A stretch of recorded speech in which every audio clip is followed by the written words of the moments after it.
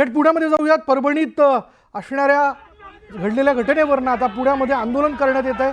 परभणी प्रकरणी आता पुण्यात बांधवांच्या वतीने हे आंदोलन होणार असल्याचं आपण बघतोय. अधिक तपशील आपण जाणून घेणार आहोत. आमचे पुण्याचे प्रतिनिधी चंद्रकांत पुंदे आता क्षणाला आपल्या बरोबर आहेत. चंद्रकांत, काय माहिती?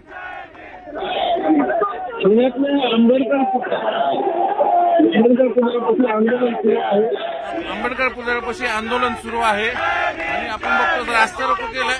काय भूमिका आहे? आमची भूमिका अशी आहे, माथेफिरूला या ठिकाणी अटक होऊन फाशीची शिक्षा मिळेपर्यंत आम्ही शांत राहणार नाही. त्याचबरोबर देशद्रोहासारखे गंभीर खटले त्याच्यावरती चालवून त्या ठिकाणी त्या आरोपीला शिक्षा होणं गरजेचं आहे.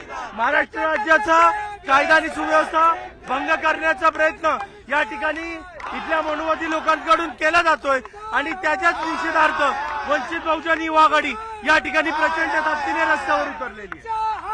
या ठिकाणी परभणीला काल या ठिकाणी संविधानाची प्रत त्या ठिकाणी प्रतिकृती पाडण्यात आली, दगडाने ठेचण्यात आली. त्याचा परिणाम संपूर्ण महाराष्ट्रभर दिसतोय.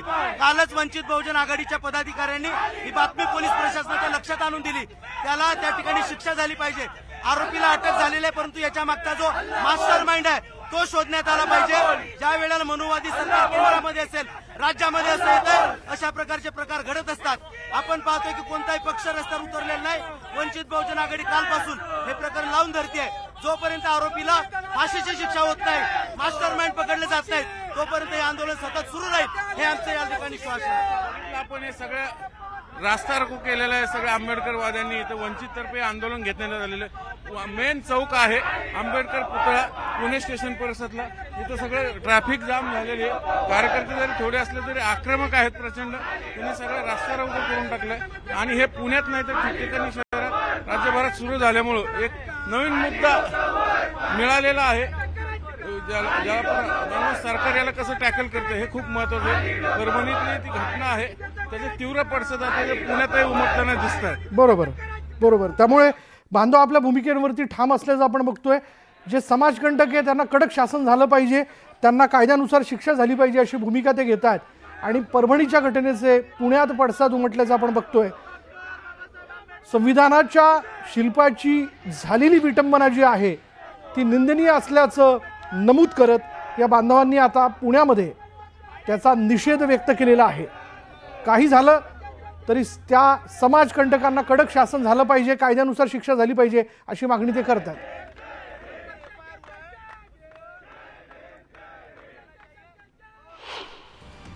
परभणी शहरातील वातावरण तणावपूर्णच आहे. 144 कलम जे ते लागू करण्यात आले, तरीही आंदोलक महिला जिल्हाधिकारी कार्यालयात घुसल्या आणि त्यांनी जिल्हाधिकाऱ्यांच्या बोर्डची तोडफोड केली. आंदोलकांनी जिल्हाधिकारी कार्यालयात घोषणाबाजी केली. त्यामुळे वातावरण चिघळल्याचं आपण बघतोय. जिल्हाधिकाऱ्यांनी या सगळ्या बांधवांना, महिलांना शांत राहण्याचं आवाहन केलेलं आहे. जिल्हाधिकारी कार्यालयाचं गेट उघडत अखेर या महिला ज्या आहेत त्या कार्यालयात शिरल्या आणि तिथं असणाऱ्या बोर्डची त्यांनी तोडफोड केली.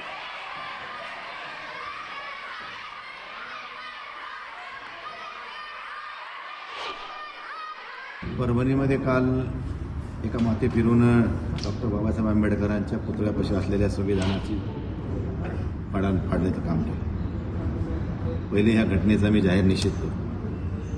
शेवटी डॉक्टर बाबासाहेब आंबेडकर ह्या देशाचे एक महापुरुष आहेत. त्यांच्या प्रति सगळ्याच समाजाला आदर आहे.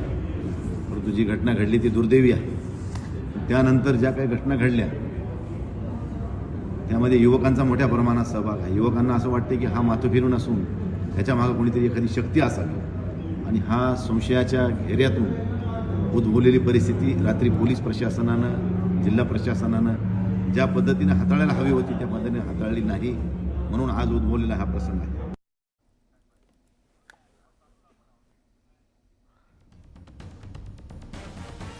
आणि परभणीमधील आंदोलन चिघळल्यानंतर जिल्हाधिकाऱ्यांनी नागरिकांना शांत राहण्याचं आवाहन केलेलं आहे. आणि आता परभणी बंदची हाक देण्यात आल्याचं आपण पाहतोय. कलम 144 लागू करण्यात आलंय. बंदला हिंसक वळण लागलं आणि मोर्चेकऱ्यांकडनं दगडफेक जी आहे ती करण्यात येते. पण या सगळ्या परिस्थितीमध्ये समाज माध्यमांवरती फिरणाऱ्या मेसेजेसवरती किंवा अशा व्हायरल मेसेजेसवरती विश्वास ठेवू नका असं देखील आवाहन जे आहे ते जिल्हाधिकाऱ्यांकडनं करण्यात येत आहे. आणि काही समाज बांधवांशी त्यांनी चर्चा केली, त्यांना शांत राहण्याचं त्यांनी आवाहन केलेलं आहे. समाजकंटक आहेत ज्यांच्याकडनं संविधानाच्या शिल्पाची विटंबना करण्यात आली, त्यांच्या विरोधात कडक कारवाई करण्यात येईल असं देखील आश्वासन त्यांनी दिलंय. पण हे परभणी का पेटलं त्याची काही कारण आहेत बघा. आंबेडकरांच्या पुतळ्यासमोरील संविधान शिल्पाची विटंबना करण्यात आली. मंगळवारी संध्याकाळी एका माथेफिरूकडून ही विटंबना झाली. घटनेनंतर शहरातील आंबेडकर अनुयायी संतप्त झाले. पोलिसांसमोर जमावाकडून माथेफिरूला मारहाण करण्यात आली. मोठ्या संख्येनं आंदोलक रस्त्यावरती उतरलेले होते. ठिकठिकाणी रास्ता रोको, रेल रोकोचा प्रयत्न करण्यात आला. परभणी गंगाखेडमध्ये बंदची हाक देण्यात आली आणि आज पुन्हा आंदोलकांनी जोरदार निदर्शनं केली आहेत. रस्त्यावर पार्क केलेल्या वाहनांवर दगडफेक करण्यात आली. नंदीग्राम एक्सप्रेस जी आहे ती रोखून धरण्यात आली. घटनेच्या निषेधार्थ परभणीत कडकडीत बंद पाळण्यात आलेला आहे. तर बाजारपेठा, दुकानं, शाळा, विद्यालयात आता शुकशुकाट आहे, ते बंद ठेवण्यात आले. बंदच्या पार्श्वभूमीवर पोलिसांचा कडेकोट बंदोबस्त परभणीत ठिकठिकाणी बघायला मिळतोय. तर आरसीपीसीच्या 3 तुकड्या ज्या त्या शहरात तैनात आहेत. आंदोलकांनी रस्त्यावर काही ठिकाणी टायर जाळलेत आणि या सगळ्या बंदच्या पार्श्वभूमीवर काही अनुचित प्रकार घडू नये म्हणून परभणी नांदेड वाहतूक पूर्णपणे बंद करण्यात आली.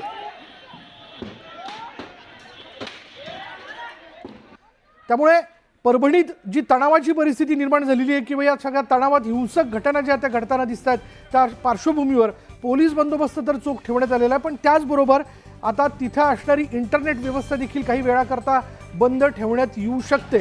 कुठल्याही प्रकारचे वेगळे मेसेजेस, चिथवणारे मेसेजेस हे समाज माध्यमावरती व्हायरल होऊ नये या दृष्टीने हे निर्णय घेतले जाऊ शकतात. आणि यानंतर इथं वेळ झाली का ब्रेकची. ब्रेक घेऊयात. पहा फक्त न्यूज 18 लोकमत.